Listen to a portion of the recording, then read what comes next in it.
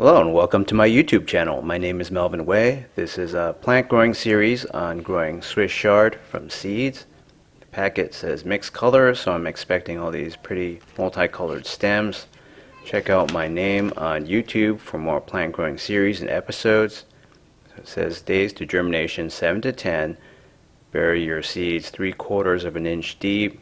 Have a bit of spacing, and in 60 days you should have a harvest. So these are packed to sell by the end of the year or whatever. And as you can see inside, the seeds are actually quite large. They're almost like kernels of granola. Very large seeds for a vegetable that isn't that big or doesn't look that big. So this is my growing mango from seed series. It looks terrible. We're in the waning twilight days where the mango seedling failed. And for whatever reason, I still haven't conclusively figured that out, but I figured I would use this pot to plant some of these Swiss chard seeds. Since the real estate is going to waste, I don't think that's going to recover. I am going to let that trunk stick around for a while before I pull it and conclude that growing mango trees from seed series. But in the meantime, it makes sense to use all of this potting mix in a big pot, all this surface area and real estate to plant some seeds. So I looked at the footage of where I planted these seeds a few times just to see how many germinated later on, and I'll tell you that later on. But I didn't plant any right near the stem, between the stem of the mango seedling and the pot, because I didn't want any kind of crowding to occur. However, you can clearly see in this maybe 14-inch diameter pot or so that it's not a 6-inch spacing. So if you're a foreigner watching this, 1 inch is 2.54 centimeters. So about 15 centimeters would be the distance that you're supposed to plant these apart. But I'm assuming not all of them are going to germinate. I'm going to pat these little loose patches of dirt down. It's mostly potting mix, but at some point I sifted some wild hill dirt from the local North County San Diego hills. It's a clay loam. It's not quite fully orange, reddish, and it forms these plates because I sifted it. So the very fine particles sort of congealed into these earthy plates with the potting mix. That's what you saw when I was digging around in there. So it's day 8, and true to its word, the seed packet said 7 to 10 days. So it's mid-March at this point, and for whatever reason I have 2 seedlings popping up from there, or 2 shoots at least. I could have sworn I only planted 1 seed there. I have pretty good dexterity, so I looked at the footage many times. I didn't let an extra seed slip in there, so I don't know if these are polyembryonic or what. But by day 9, another seed had germinated. First, we're going to take another look at these 2. They're a little bit more upright, slightly bigger. I love these almost fluorescent red stems, stalks. These are the Cotyledons. Bottom one hasn't unfolded yet. So the Cotyledons are just starter leaves that are included in the seed, and they look nothing like the adult leaves you see on the packaging or in a supermarket. Although I'm not sure we have Swiss chard in our local supermarket here, or any of them. So that's the 3rd seedling, or maybe it's the 2nd.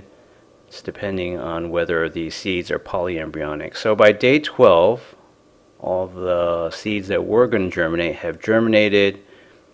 The cotyledon has unfolded, with its bottom one even more so than its close neighbor.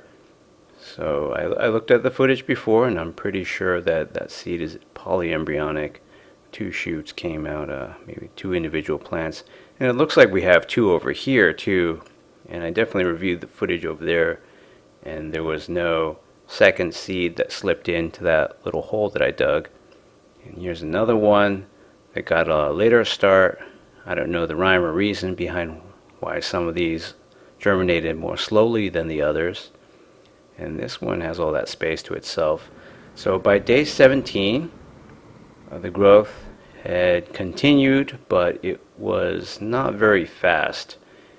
And I think most of that is due to the fact that I used potting mix mostly in here. It has a long history. At some point in the very beginning, it was sterilized by being baked in an oven in a turkey tray made of aluminum, or I may have steamed this potting mix in a big pot and on a heat plate out on the balcony for 2 hours to get rid of all the bugs. Because if you don't do that, then there are all these nasty parasites that will kill off your plants, such as spider mites. And there are also fungus gnats. Springtails are relatively harmless, although it can look quite disgusting if you have thousands of those things jumping around after you water. So I think that one will do the best. The one at the top, it's got all that space to itself. I'm going to do some watering with my showering can. My routine was to water more deeply in the first go. This pot had a mango seedling in it, and I didn't want to overwater that, but I did a little bit more watering just to make sure that some water would get in a few inches deep. You don't want your seeds to dry out immediately because they're so close to the top where the sun strikes every day and where all the wind and dryness of the Southern California air will just cause all this evaporation. So I'm doing infrequent, deeper watering for most of my pots. It said that that's a lot better than doing frequent and shallow waterings. So it's day 20, and I'm doing squirt bottle spot watering to prevent overwatering. I watered a little deeper and across the board 3 days ago. And for my more established plants, watering once every 1 to 2 weeks is a pretty good bet. Watering deeply, it really depends on how dry the weather is, many factors, what time of the year it is, how many hours of sun these things get. So as of March 2018, when this was filmed, this balcony was maybe getting 3 to 4 hours of sunlight a day. It's afternoon sun. So now that there's no mango seedling to worry about, having different plants at different stages of development is definitely a complicated problem for watering. It's day 24, so I think a squirt bottle will do well. I'm pretty sure all of this soil, the potting mix underneath is mostly wet. You can see a little bit of moss on the left. So I've come to dislike potting mix. I've used it for 5 years in various growing series on my plant growing channel, and here you can see one seedling, or maybe it's 3. I think it's a polyembryonic seed. It's got 3 seedlings coming out, and this looks like it might have 2, although the second one that's nearby doesn't look too healthy. It looks yellow, so maybe there was insufficient watering there. It just got baked in the sun and it croaked. So this one doesn't have any signs of having more about to pop up. So I thought maybe adding some leftover clay loam from the local Southern Californian hills would help. I'm thinking of going pure real dirt in the future. Clay loam is pretty good. If it were a pure clay soil, it would be very reddish orange, the kind of flaky flat stuff particles that are the tiniest components of real dirt that will get all over your shoes. They have electrochemical, electrostatic properties that make them do this. They're very flat, small particles as compared to silt, which are much larger and rounder, and sand, which is much, much larger and also round as well, or mostly round. They can also be a little squarish. So this is all the spare clay loam I have left to spare. The loam implies that it's a mixture of sand, silt, and clay, and I'll do whatever repositioning I can with my gloved finger here to get these to stand upright. They're all kind of tilting towards the sun, towards the balcony rail. So it's day 28, and I think adding some real dirt helped. I could definitely add some more, but I think the problem with potting mix is it's made of mostly rotting bark, pieces of wood, sphagnum peat moss, not the kind of natural medium that plants should be growing in, and thus I often had slow results, I think, during 2017 growing season because the nascent developing tap roots or plant roots just can't form a high surface area connection with the soil. It's just aerated, rotting sludge after a while, after a few months of being wet. As you can see, these smaller, more Johnny-come-lately plants, they're a little bit more round looking, the leaves, the Cotyledons and the new true leaves as well. So I'm just going to do the squirt bottle watering. Squirt bottle watering just keeps one little localized area wet, but I think also it could help loosen up the dirt as it congeals to the potting mix and get some more aeration in there, maybe wash away any toxins caused by the decomposition of the potting mix being wet all the time. So I've noticed that the squirt bottle watering seems to have a pretty good effect. There was a time when these leaves were all fallen over, wilting, but I squirt bottle watered and then they all perked up, the leaves, after 20 minutes. So it's day 31. I think I should definitely go out there and get some more clay loam, some of this brownish clay loam that is much better than some of the surrounding areas of dirt that have a very reddish orange color, signifying that it's mostly clay in that case. I think this has more silt and sand in it. So it's a good mixture, and I would advise against sifting the natural dirt because then you'll just get all clay particles, and what can happen is that will sometimes just congeal into a sun-dried brick after you've watered it. It'll adhere to itself, other particles, and whatever you've poured it into, and just become solid mass plates of dirt. So I think these new shoots are doing better. I may have buried the third one or just didn't make it. That's unfortunate. Well, likewise for this one. But I think we're making decent headway. I would venture to say if I had clay loam for this entire pot from the very beginning, my plants would be a lot bigger. But perhaps this is a plant that will grow a lot more in the last 30 days or the second 30 days up until day 60, and I'll be ready to harvest pretty soon and eat these. But it seems like all the ones I have these red stems, so it's not what I was expecting based on the packaging. I was expecting all sorts of beautiful colors. I'm not saying that this isn't beautiful, it's just not as impressive with so little variety. It's all the same kind. So that's basically it for this episode. Please stay tuned for a second episode to come out soon. I don't imagine this will be a very long series. I'll just get to a harvest and cook them up, and that'll be it. Thanks for watching. Welcome back for a second episode of Growing Swiss Chard from seeds. It's day 33. So this set of plants is perky at night, but droopy in direct sunlight during the day. The problem has been somewhat fixed by my first application of wild hill dirt, some clay loam at the bases to buttress the plants, and also hopefully wash down there when I water from the top like I'm doing now, and establish some connections with the roots.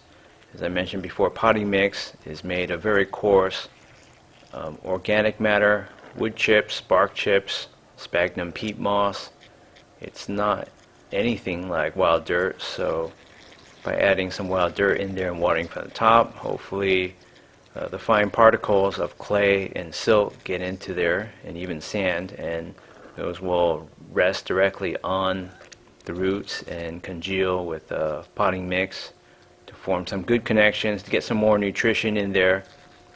But for now, I'm just doing this squirt bottle watering because it's something I can do every other day to ameliorate the problem.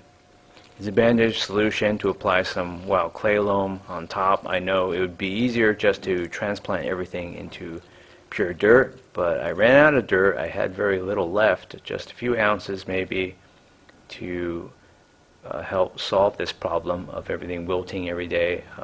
So it wasn't a lot of dirt that I applied in episode 1, and by watering from the top a few times, it helped clearly. But you can see there's a little problem with the anchoring there. Some of these little ones are just looking like they're going to fall over and just be totally screwed up if I water too hard.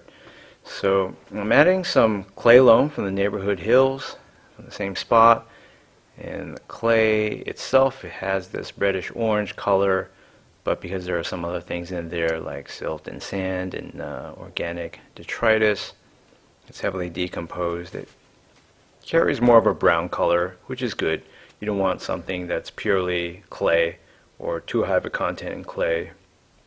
Although clay is very, very nutritious, it's in these flat little disc-like shapes on a microscopic level, whereas sand and silt are more squarish or roundish, and they provide for better aeration, more airspace in between the particles. So clay has a lot of organic value. It has a lot of macro and micronutrients that plants need. It retains a lot of those versus, say, sand, which is just coarse, much bigger granules of rock.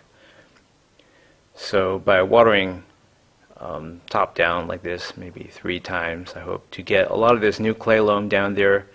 And as you saw, there were a lot of plant roots from wild plants that had decayed over the years. Those are very brittle. If you just put on fresh compost and have plants grow in that, then that's not really a good thing because they give off noxious gases. So it's day 35. Notice the immediate growth and increased turgor pressure from adding the dirt, and some of that is due to me buttressing the plants to adjust for the phototropism.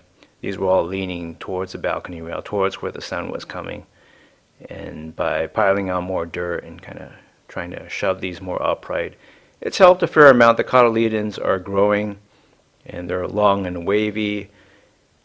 I would like to add more dirt actually, but I'm worried that this might not be a species of plant where you can just bury the bases of the stems and leaves continuously, especially in these cases. These are very underdeveloped. If I were to cover everything up, I don't know how it would react. Some plants will probably rot. You'll rot away the shoot apical meristems, and then everything will just die if you keep burying it in wet dirt. But during the day, everything looks really dry like this because it really isn't that big of an amount of dirt, even though it looked like I was shoveling it on. This pot is still probably 95% potting mix.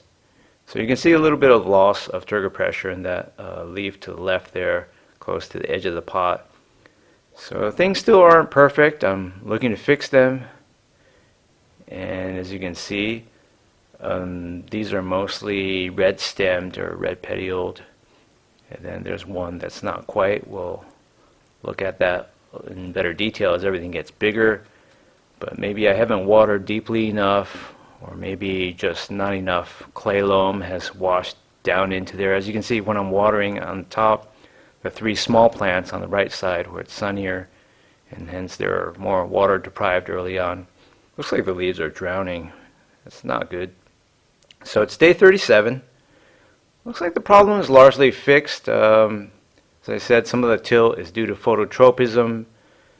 So maybe with more clay loam I could fix that problem, but if nothing's touching the ground, then it's not really an issue.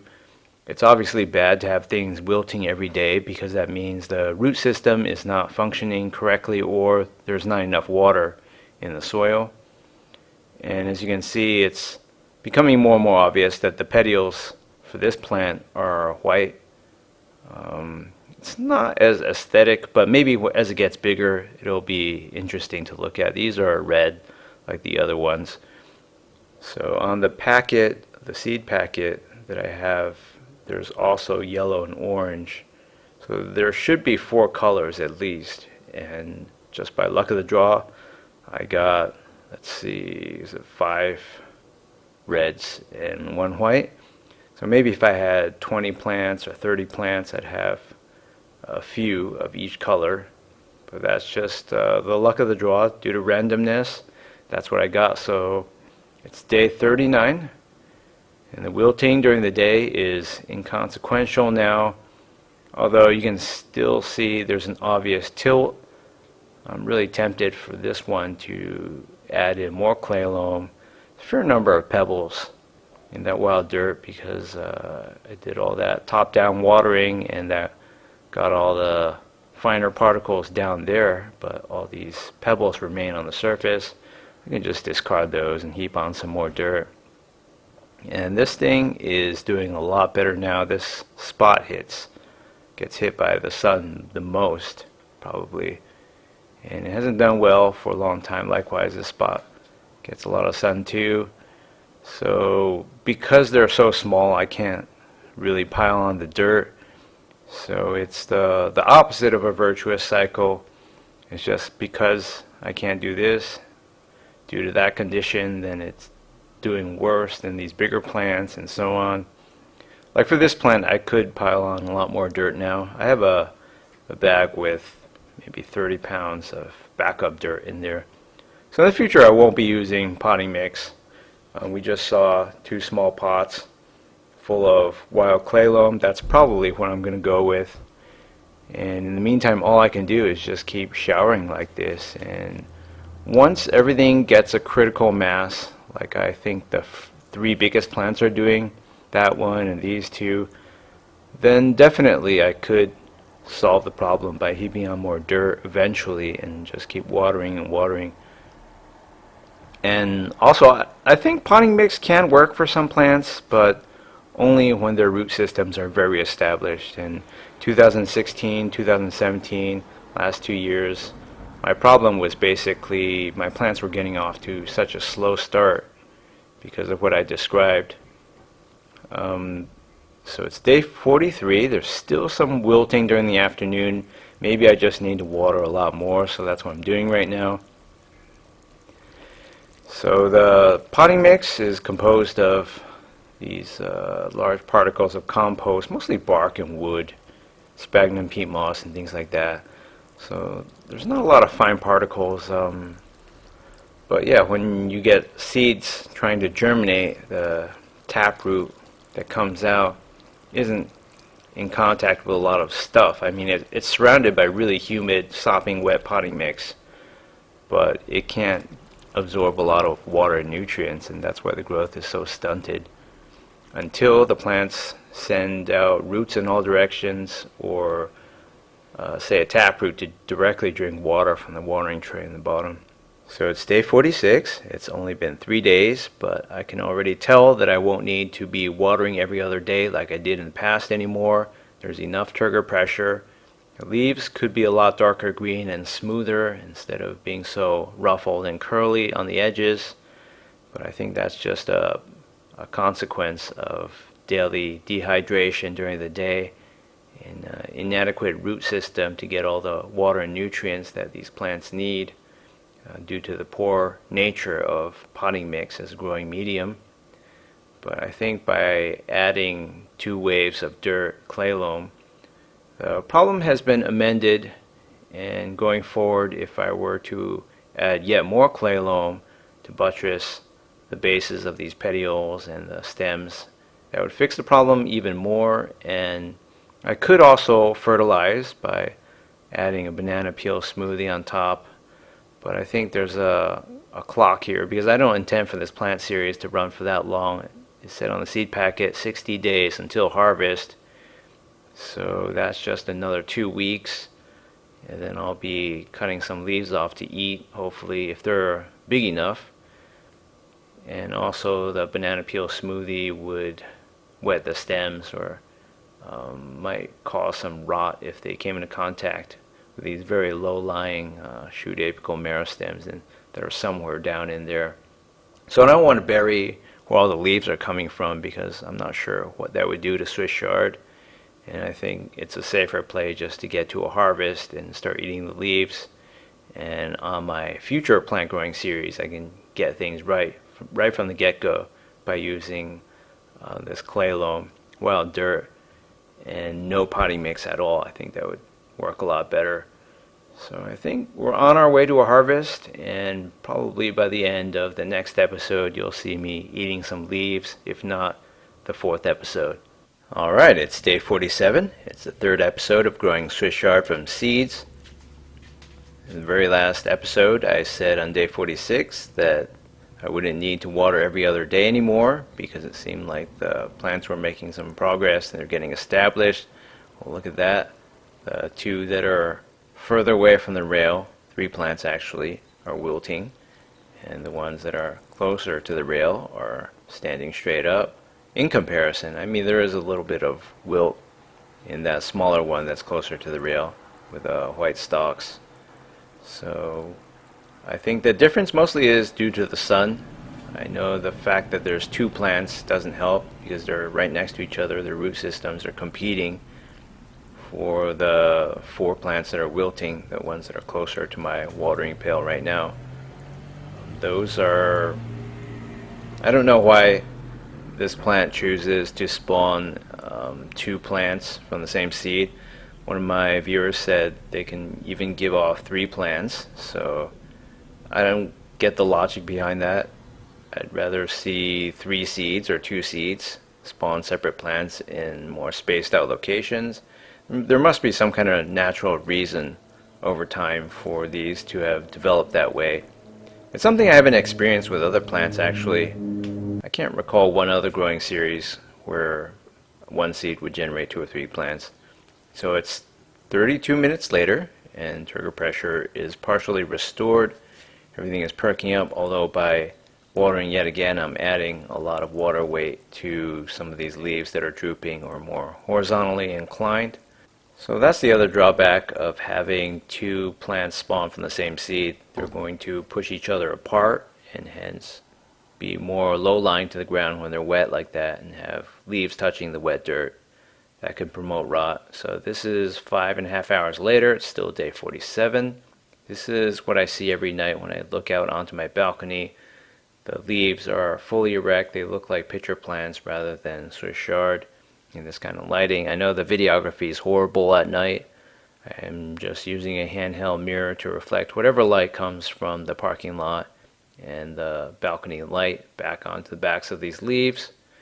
And I should have used a flashlight, but I just wanted to see what the quality would be. I generally don't like filming at night for this and many other reasons because the video quality is so poor. So it's day 49. I'm adding more clay loam that I got from the hills in the same spot to prevent further episodes of wilting during the afternoons when the sun hits. And I know by adding more clay loam I'll bury some of these petioles and hopefully not the shoot apical meristem, although this is not one of those plants where you're having a shoot apical meristem that keeps advancing. It just has a very, very short stem and it sends out all these petioles that grow thicker and thicker, and they have this beautiful coloring, except for that one that I was just handling that has very pale or white petioles. So it seems like the petioles are what gets long and the leaves are what gets big and long, and the stem, the main trunk, is basically buried in this case by dirt. I've also buried the cotyledon in front, and that's a sacrifice I'm willing to make.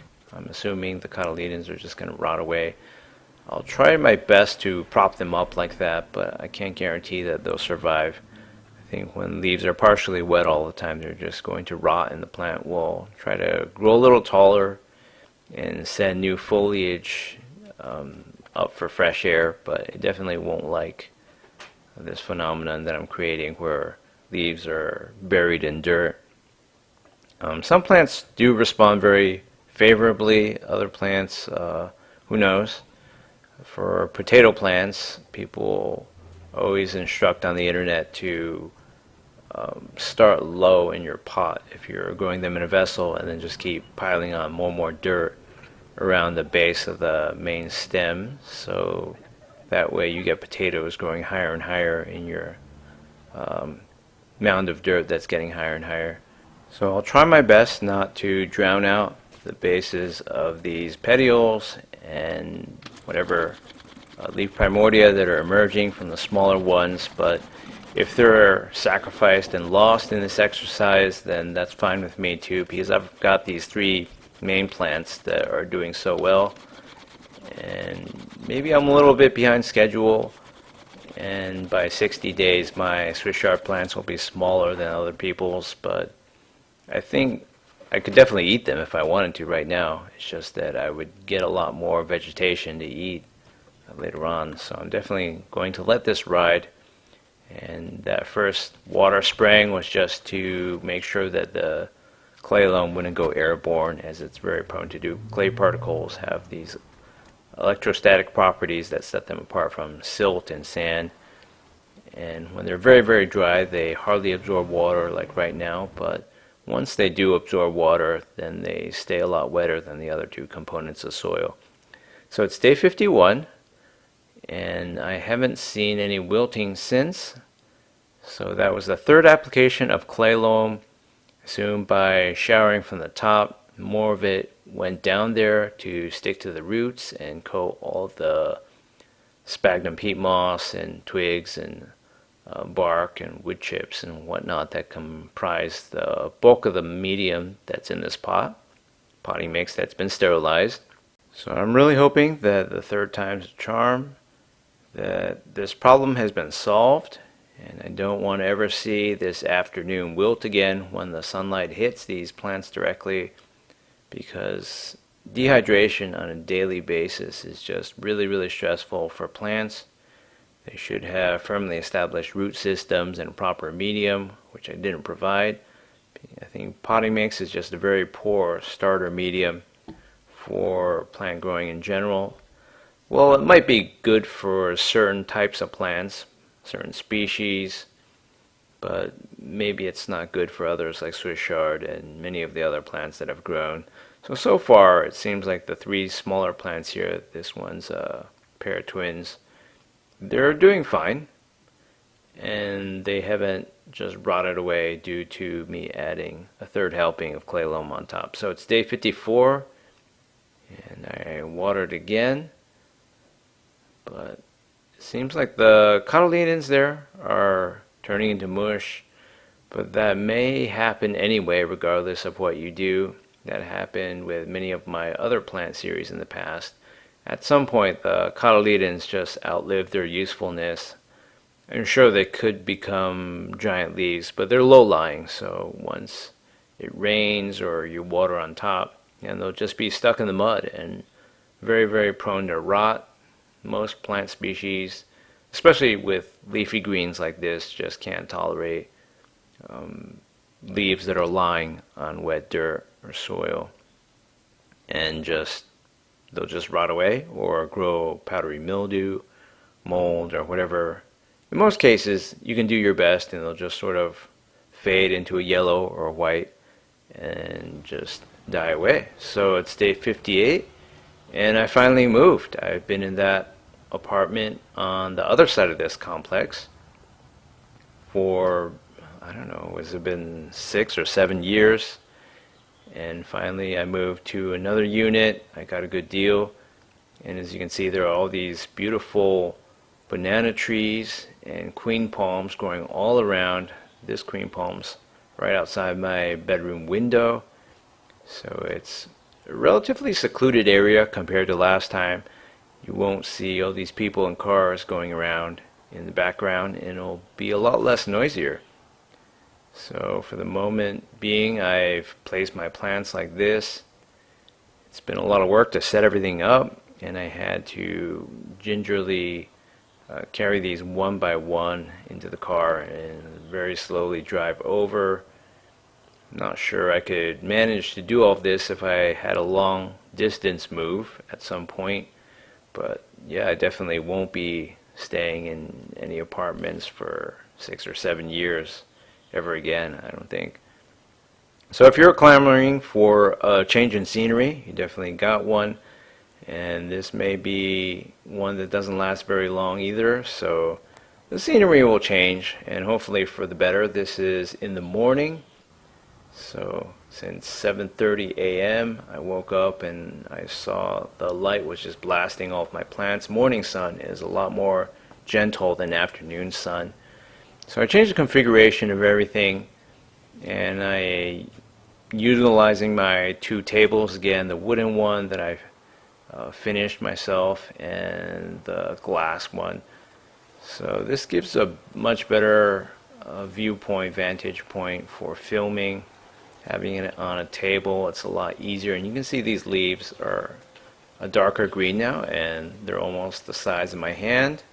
Not quite as impressive yet as my cutting for the raspberry. It's right behind this. I'm coming out with an episode update on that pretty soon too, and those leaves are enormous. So as you can see, the Cotyledons are going to be gone eventually, and maybe I'll lose a few of those very low-lying starter leaves, true leaves as well, but none of that matters as long as I have all this beautiful foliage. I'm assuming it's just going to get much bigger, taller, and darker over the next week or two, and I don't know if I can have a harvest and cooking demo by the next episode or the one after that, but I've definitely decided to let it run past day 60, which is the average time to harvest quoted on the packet. Thanks for watching. Welcome back for a fourth and final episode of Growing Swiss Chard from Seeds. It's day 59. It's only been a day since the end of the third episode, yet my plants are already wilting again. I've been having a real problem keeping these things hydrated, and as I've said many times before, I think that's mostly due to the use of potting mix. By volume, the bottom 95% of the soil mass in here is potting mix. That was long ago sterilized, but as I've noted in this and many other series lately, in 2017, 2018, I think that's a poor way to get plants started, and it seems like all my plants get off to a very slow start, and I'm certain they would do better in at least a higher percentage mix of wild clay dirt or just entirely clay dirt. So I'm fast forwarding this. You can hear the birds chirping 500% faster. Well, actually it's 400% faster, and you can see the leaves regaining turgor pressure right before our very eyes. So it's quite amazing how fast they can react, but clearly everything down there was parched, and until I just watered, within maybe a minute or two we start to see a response. It's very subtle. You can see it in the smaller plants that are closer to us, and the larger plants have a more advanced and comprehensive root network down there, so they have more resources, more volume of soil and potting mix to draw upon. So the new balcony is a beautiful sight. It's much better for filming than my old one, and the video production quality has gone up quite a bit in my opinion, and there's not so much activity in the background. All the queen palms and the giant birds of paradise attract a lot of birds, house finches, and mourning doves. So it's day 61, and everything's still looking a little bit limp, which is surprising given how much I watered last time. So I'm just going to water yet again. And the one with the white stalks, or not much coloration at all, sort of looks like a different species or a weed if you don't pay close attention. And the leaf morphology clearly becomes more curly and veiny as these things get older. But I'm close to being ready to harvest. I think the packet suggestion of 60 days till harvest holds true if you have optimal conditions. Obviously, growing these things on a balcony, especially in the old location where it got only a few hours of afternoon sunlight a day, were far from optimal. And if I had full sun, I would definitely have much bigger leaves, and if I had better nutrition. So it's day 63, and I'm going to give you a final view of everything before I make my harvest. So I don't really care about those little leaves at the bottom that have been sagging all series and are largely unproductive. I'm going to eat all of this foliage, the stuff that doesn't have blemishes, which is almost all of it. I don't really see any problems. I think maybe a leaf or two have white spots, and as I'll show you later, some of the Cotyledons and smaller leaves that were first to emerge are just lying on the soil rotten, or just the nutrients were absorbed long ago, and they just yellowed out and died. So this is looking pretty appetizing. I've never eaten Swiss chard before, actually, and this will be my first. So I expect it to be like many other leafy greens. It's something you would expect to see in a salad bag. At least I don't know that I've eaten it. Maybe I did. So you can see more leaves coming out of the center, and as I said, some of these leaves just permanently lose their turgor pressure, like that one, and will turn over, and the Cotyledons are all pretty much dead now. So I think I was right to sacrifice everything, or maybe it wasn't up to me, but I added was it a second or a third helping of wild clay dirt on the bases, and that buried a lot of those petioles of the Cotyledons and initial leaves. So I'm doing a little bit more watering, not for the leaves that I'm going to harvest today, not for their sake, although it will help add a little bit of perk to them, turgor pressure, so they'll be juicier. But I'm going to keep the smaller and medium-sized leaves in this pot alive for maybe 2 more days or more than that, and then just harvest those as well. So most of this video will actually be devoted to cooking this stuff. And at first I'm going to show you my recipe for a pork shoulder blade roast. This is boneless because the shoulder blades with the bones are very hard to cut around, and the meat that's attached to the shoulder blade itself is pretty tough muscle. So I like the boneless versions. I don't know why some of these have a netting around them, and at first that discouraged me from buying them, but this is my first time buying one of these packets. Other than an aesthetic marring or a leaving of a pattern on the meat, which is pretty inconsequential, I don't see what the problem is. So I like buying thick cuts of meat like this. Doesn't matter whether it's pork or beef or chicken, because that helps retain the juices in there. So if you cook it for a long time, the stuff in the center is absolutely amazing. The juices preserve very well, and it's the opposite of increasing the surface area to volume ratio.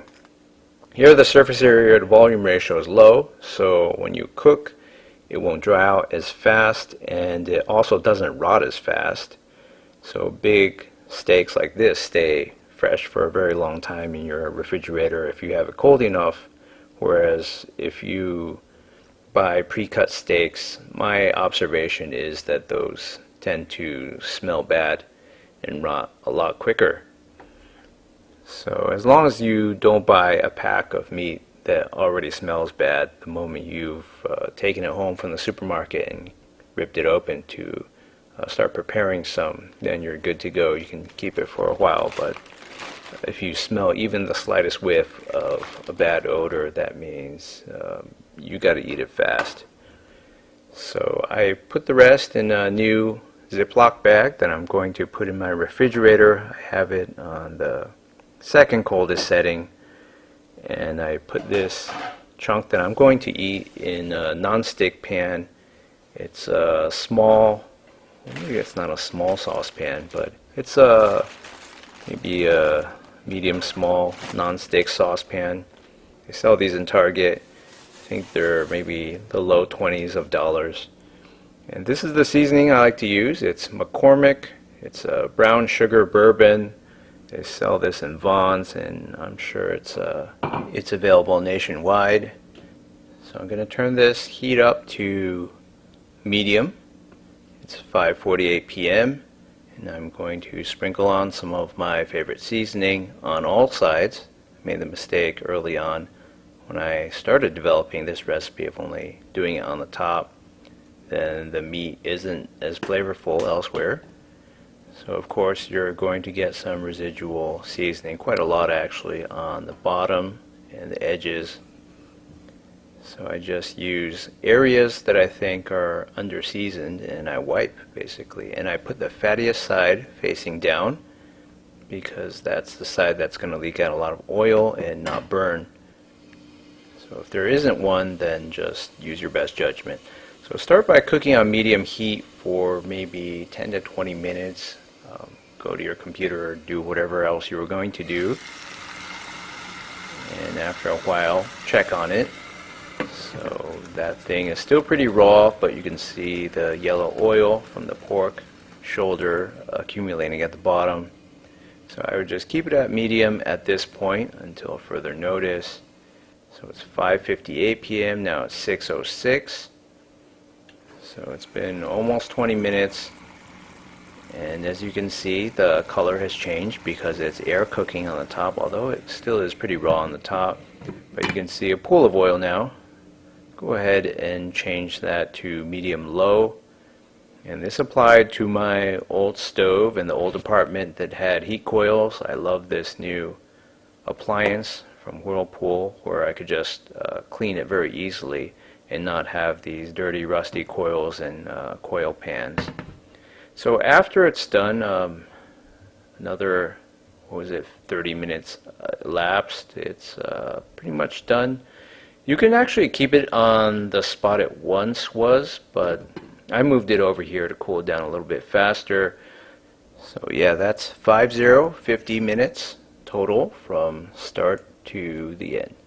And then you let it cool for maybe 20 minutes, and when you cut into it, you should see clear juices running out. Pork has to be cooked very thoroughly to kill any parasites or eggs that might be in there. So this is very well done, but at the same time it's also very fatty, oily, and very, very juicy.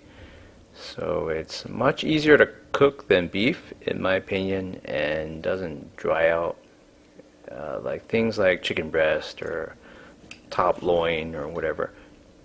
So this is a pretty good cut. Typically it sells for around $3 a pound.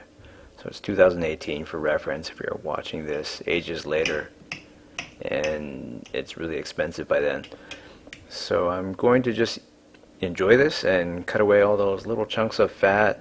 One trick you can do if you don't want to eat so much oil is just have a paper towel on your plate and dab the really greasy chunks onto it, and you'll be surprised at how much oil is absorbed. You can see the discoloration in a napkin or a paper towel. So I know there are schools of dietary thought where people say, yeah, just eat all the fat and oil you want, but for me, I think it gives me pimples. Well, at least that's been my observation time and again if I indulge in excess fat and oil. So this is going somewhere, of course. I'm going to get back to the Swiss chard. I cooked this because I wanted to use the leftover oil to cook my Swiss chard with. So this is the main course, and the Swiss chard will be the vegetable that complements it. So this is delicious. It's something that I do on a frequent basis, and it provides a lot of nutrition, a lot of protein. It also gives quite a bit of fat, which you need, of course, but definitely much better than just eating carbohydrates and junk food all day. So this is my first harvest. I know it doesn't look nearly as much as it did outside, and it's doesn't seem like a very impressive helping. I wish I had more leaves to harvest, but that's just the way the dice rolled. The potting mix just got these off to a very, very slow start. In the first episode, by day 31 at the end, there was barely anything growing out of the potting mix. It was sort of weed-like in resemblance. And in the months since, we've had a lot of growth, but it's still not huge. I've seen videos of people who have leaves that are as big as their torso. It depends on how long you let it grow for, and the nutrition, the amount of sunlight it gets, and so on. So I've seen professional chefs dice these up into tiny little squares. I'm not going to do that. I'm just going to do maybe 4 or so simple cuts. And I'm going to use this leftover pork oil to stir fry the Swiss chard. I'm going to turn it on to medium-high heat. High would be fine too, but in terms of time difference, it doesn't really make any difference in my opinion. So I'm just going to dump in these leaves. It's not a whole lot, and the rest of the leaves out there will hopefully grow for the next 2 days, and then I could have a slightly bigger harvest by then. So I've never cooked this before. I've cooked a lot of helpings of bean sprouts from the supermarket this way. And typically I would drain the oil after all the volume's lost. As you can see right now, the volume of the leaves is it's deflating right before our very eyes, and that's probably because of the heat. So all the water inside is evaporating and coming outwards. So pretty soon it all goes flat, and that's a familiar sight. Whether you're doing this with spinach or whatever, all the leaves lose their volume. So as soon as that happens, add some seasoning. I'm adding a dash of this brown sugar bourbon again from McCormick, and a dash of salt, and that's the one that actually will spray outside due to the shaker design if you're not careful. So I kind of dip it in there, and I added some black pepper. I've had that for a while, and you don't need to add much. Typically I would actually drain the oil out, pour it out, and hold the leaves back, the bean sprouts back with this ladle, and I do that in the kitchen sink and then just kind of wash it away while I have the water running. So that's way too much oil, but that's okay because I'm going to sort of strain everything out. It doesn't matter. Even if I pour everything into a bowl, I'm not going to drink any of that oil anyway. But the leaves will be fairly oily, and don't overcook them. They're fully cooked and sterilized long ago.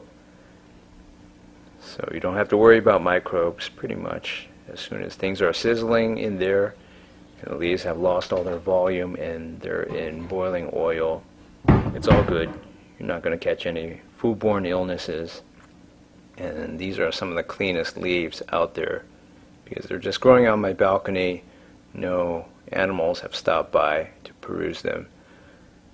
So you don't really need to wait for these to cool down like you do with the meat. There's an insanely high surface area to volume ratio, and this is a very, very small volume. I wish I had a lot more leaf mass, initial volume to do a demo with, because this is hardly anything. But like I said, with all other leafy greens, if you stir fry them, the volume just goes away. So you could start with a really big bag that could even cost several dollars, and it'll just all fry away to nothing. And you can see all the oil in there. So I'll just pour cold water into that and pour it down the kitchen sink. Let it run for a while, and that's basically it. So if I had a supermarket serving of vegetables, I would have a better demo to go with, but principles are all the same. So eat after a few minutes. If you wait too long and you stir fry them in animal oil and they become room temperature, everything will congeal. So this is really good. Tastes like many other leafy greens. I've seen videos of other people who are eating their own produce, and they sometimes go overboard on proclaiming how much better this tastes than store-bought goods. In this case, I couldn't really taste a huge difference. Maybe it would be different for my raspberries if that series comes to fruition.